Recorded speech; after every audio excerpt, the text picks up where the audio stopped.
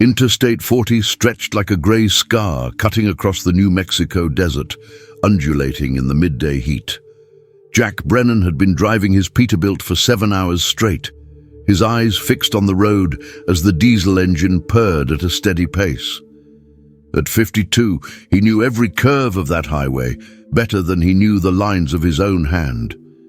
27 years ago, when Sarah was still alive, she used to say he was born with motor oil in his veins. Now 3 years after losing her to cancer, the truck cab was his only true home.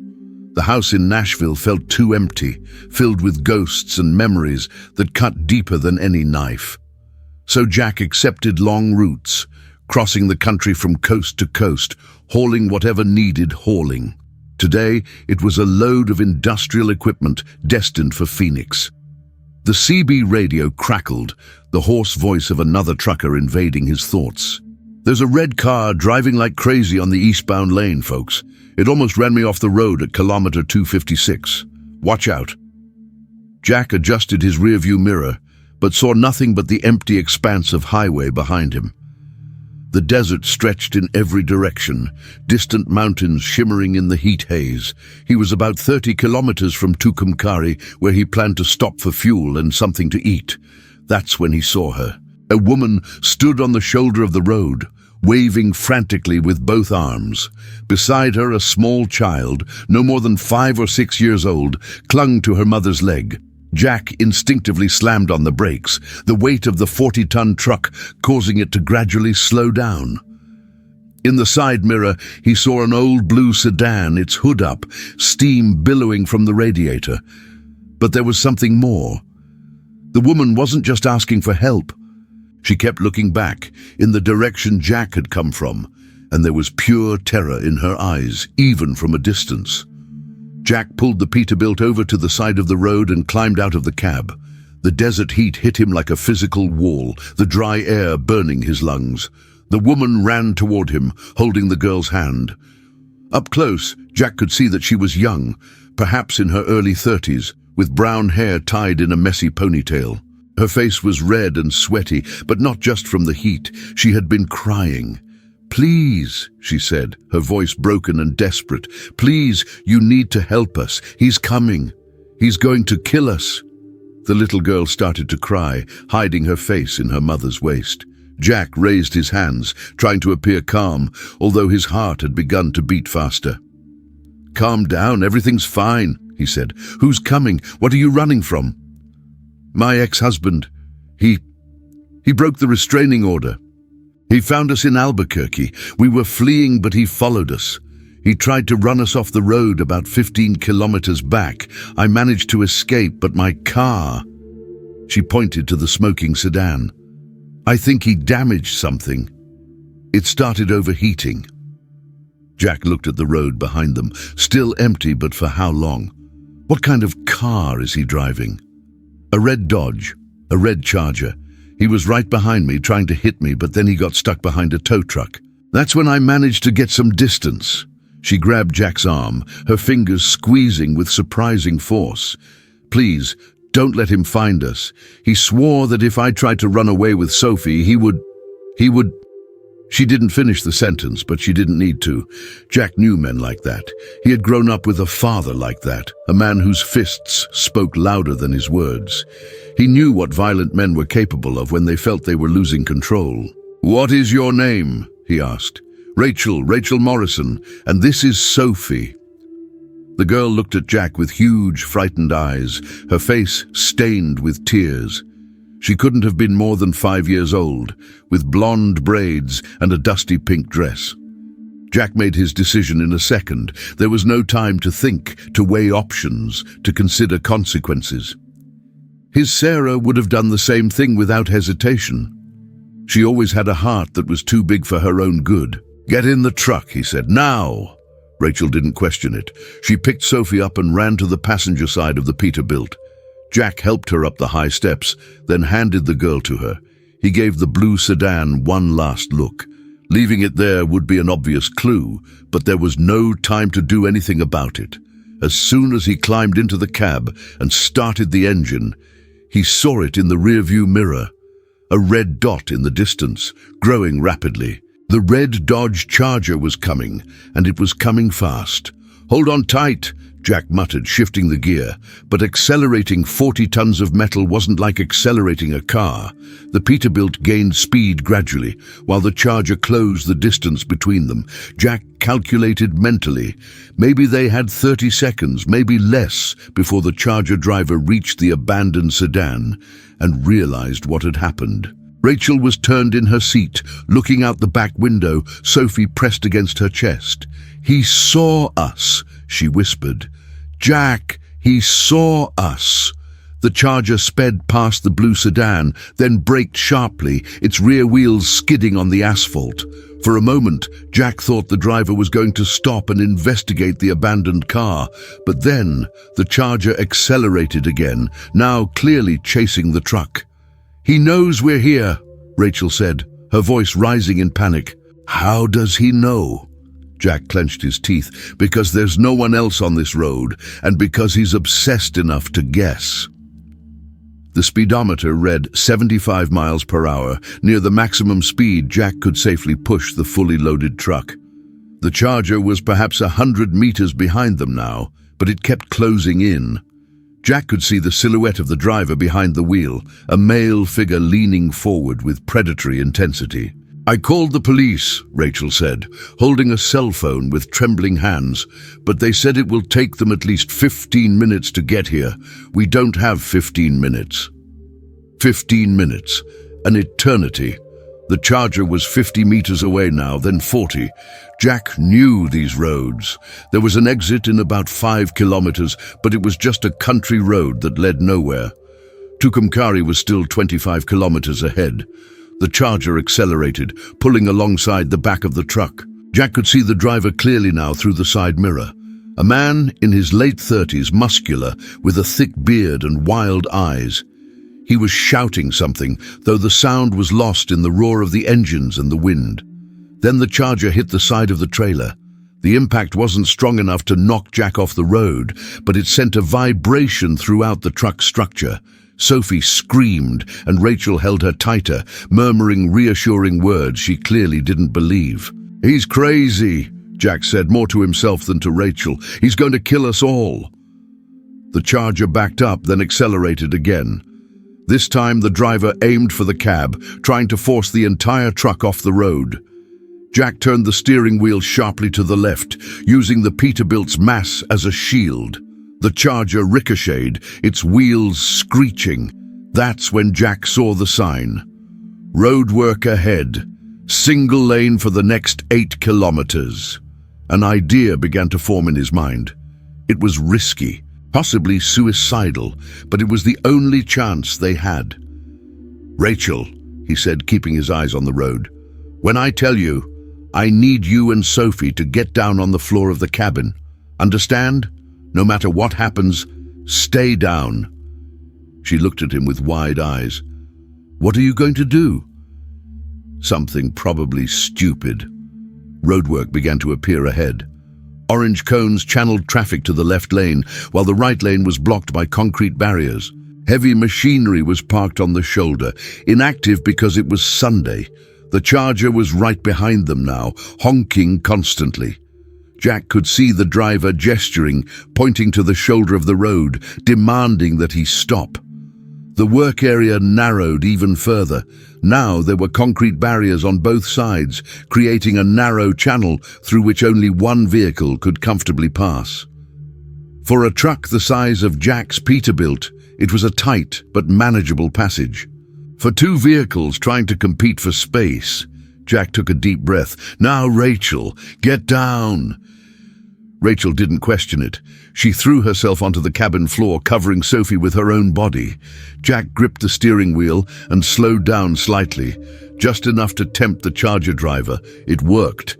The man saw the opening and accelerated, trying to squeeze past the right side of the truck, between the Peterbilt and the concrete barriers. It was an impossible space, but he was beyond reason, consumed by rage and obsession.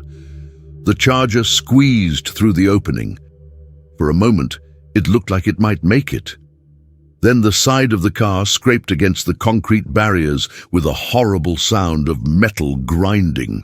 The driver swerved sharply to the left, trying to avoid the barriers, but this only put him on a collision course with the truck's trailer. Jack felt the impact, a dull thud that reverberated through the Peterbilt structure. He glanced in the side mirror in time to see the Charger spin uncontrollably, its front wheels clamped against the barriers. The car spun 180 degrees, then stopped abruptly. The front end crumpled, steam billowing from under the hood. Jack kept driving.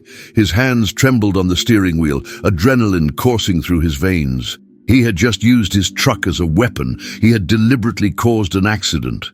There were 1,000 ways it could have gone wrong, 1,000 ways he could have killed himself and the people he was trying to protect. But it had worked. "You can stand up," he said, his voice coming out hoarser than he intended. Rachel stood up slowly, Sophie still clinging to her. She looked out the back window, where the red Charger was parked amidst the concrete barriers, growing smaller and smaller in the distance. You did it," she whispered. "You really did it." Jack picked up the CB radio. "This is the driver of the blue Peterbilt at kilometer 263 of I-40 East. There was an accident in the work zone. A red Dodge Charger crashed into the barriers. The driver may be injured and it's dangerous. I repeat, dangerous. A woman called the police. They're on their way."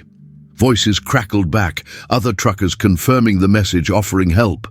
Jack turned off the radio and kept driving, putting distance between themselves and the wrecked Charger. No one spoke for a long time. The only sound was the steady purr of the diesel engine and Sophie's trembling breath. Jack drove to Tucumcari, his eyes constantly checking the rearview mirrors, but there was no sign of the red Charger. When he saw the lights of a New Mexico police car passing in the opposite direction, sirens blaring, he finally allowed his shoulders to relax. He pulled out onto the outskirts of Tucumcari and stopped at a gas station. Rachel climbed out of the cab, her legs trembling, Sophie still clinging to her. Jack climbed out too, feeling every bit of his 52 years. His knees cracked, his back ached, and his hands still trembled.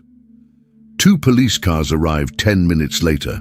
The officers took statements, asked questions, and photographed the minor damage to the side of the truck trailer. One of them was a gray-haired veteran with tired eyes who had seen too much. "You were lucky," he told Jack. "The guy in the Charger is in custody. He's got some bruises and a broken arm, but he'll survive to face the charges.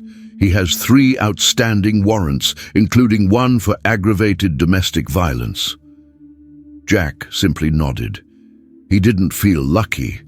He felt exhausted. Rachel approached after the police had finished. Sophie was asleep now, her head on her mother's shoulder, finally overcome by the exhaustion of terror. "I don't know how to thank you," Rachel said. "You saved our lives. You literally saved our lives." Jack shoved his hands into his pockets, uncomfortable with the gratitude.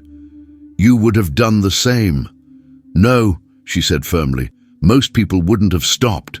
And even those who did stop wouldn't have done what you did. You risked everything for 2 strangers." "You're not strangers," Jack said, though he wasn't sure what he meant by that. "You're people who needed help." One of the police officers approached. "Mrs. Morrison, we've arranged a place for you and your daughter to stay tonight. A women's shelter in Albuquerque. We'll take you back."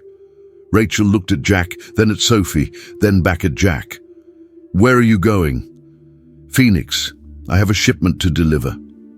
She hesitated, then extended her hand. Jack shook it, surprised by how firm her grip was. "If you're ever in Albuquerque," she said, "look for us. I'll never forget what you did." Jack watched as she got into the police car, Sophie still asleep in his arms. The car drove away, its taillights disappearing into the falling night. He stood there for a long moment, gazing at the desert sky, painted in shades of orange and purple by the setting sun. Sarah would have liked Rachel, he thought. She had that same quiet strength, that Sarah had always admired in people, that determination to protect what she loved, no matter the cost. He climbed back into the Peterbilt's cab and started the engine.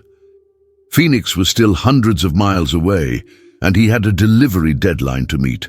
But for the first time in 3 years, driving didn't feel as lonely as it had before. The road stretched out ahead, the white lines disappearing beneath his wheels. Jack Brennan, a widowed truck driver, drove into the night, carrying not only industrial equipment, but also the memory of having made a difference, of having been the kind of man Sarah would be proud to call her husband. And perhaps, just perhaps, that would be enough. 6 months passed before Jack returned to Albuquerque. He hadn't planned on looking for them. What would they say? His life was the road, endless miles of asphalt and dotted white lines. He wasn't the type of man who made friends easily, and he certainly wasn't good at keeping in touch. But when he found himself with a load ending in Albuquerque, he couldn't resist. He took out the card Rachel had given him before leaving that day, crumpled and faded from months in his jacket pocket, and dialed the number. She answered on the 3rd ring. "Hello? Rachel, it's Jack Brennan, the truck driver who—" "I know who you are," she said, and he could hear the smile in her voice. "I thought you'd never call." They met at a small cafe in downtown Albuquerque. Rachel was different, somehow lighter, as if a weight had been lifted from her shoulders. Sophie was with her, taller now, more confident, laughing as she colored in an activity book. "We're doing well," Rachel said after they ordered coffee. "Really well. I got a job at a primary school. Sophie's in kindergarten and she loves it. And my ex, he was convicted. He's going to be in prison for a long time." "That's good," Jack said. "I'm glad to hear that." They talked for an hour, then 2. Rachel spoke about rebuilding her life, about therapy sessions, about learning to trust again. Jack talked about the road, about the places he had seen, about the loneliness of traveling alone. When it was time to leave, Sophie ran to him and hugged his leg, just as she had clung to her mother that terrible day on the road. "You're the truck driver," she said. "Mom says you're a hero." Jack knelt down to be at her eye level. "Your mother is the hero," he said. "She's the one who had the courage to run away, to protect you. I just drove a truck." But when he looked at Rachel, he saw tears in her eyes, and he knew she understood what he wasn't saying, that sometimes heroes are just ordinary people who make the right choice when it matters most. That courage doesn't mean not being afraid, but acting despite it. Jack returned to his Peterbilt that night with something he hadn't had in years. It wasn't happiness, not exactly, but it was purpose.